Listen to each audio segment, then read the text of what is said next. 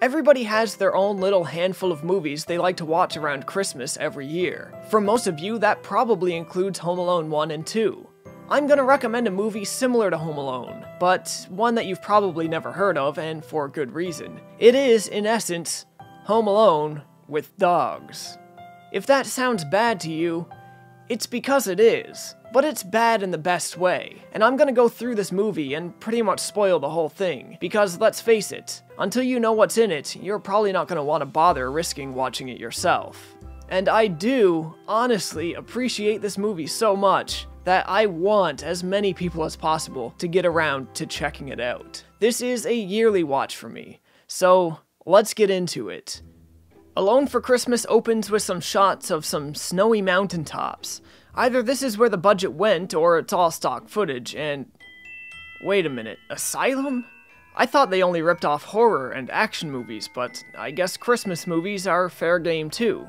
Anyway, this is unimportant. We move to an establishing shot of a nice house with a rich family. This kid fell asleep with his cell phone because the writers are hip and they understand the youth. And then we see... I heard something downstairs.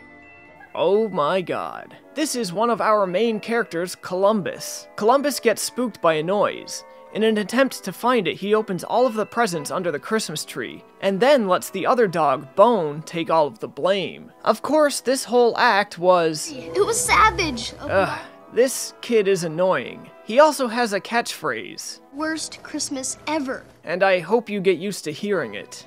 The family decides that Bone will be staying at a dog sitter's, while the rest of them, including Columbus, will be going to Grandma's for the holiday. Just 7 minutes into the movie, burglars arrive, disguised as postmen to scope out the joint. This is not at all like Home Alone. See, in Home Alone they were disguised as police officers. This is totally different.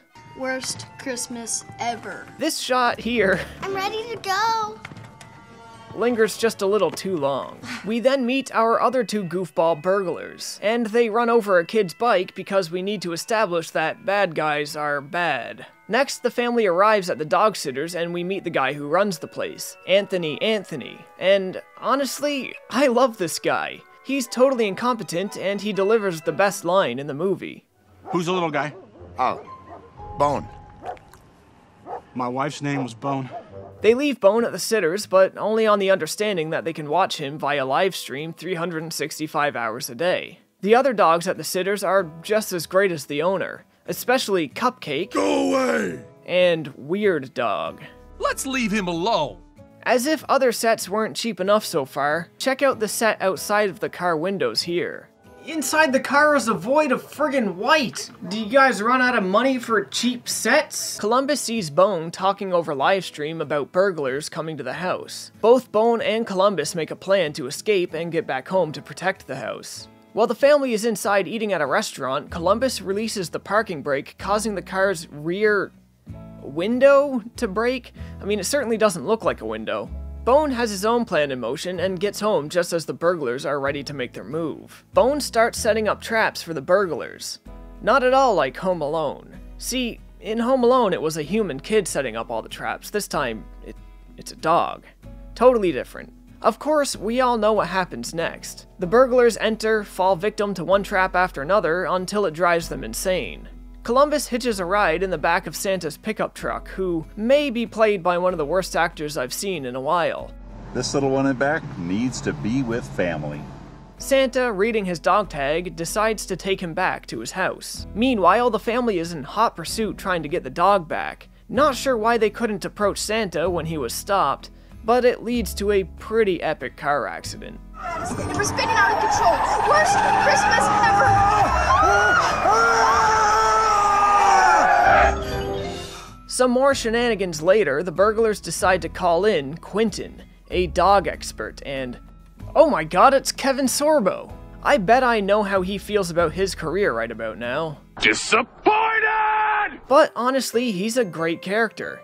He's so unhinged and he delivers so much of his self-aware dialogue with so much sincerity that you just can't help but love it. I'm not gonna do it for measly $50 this time.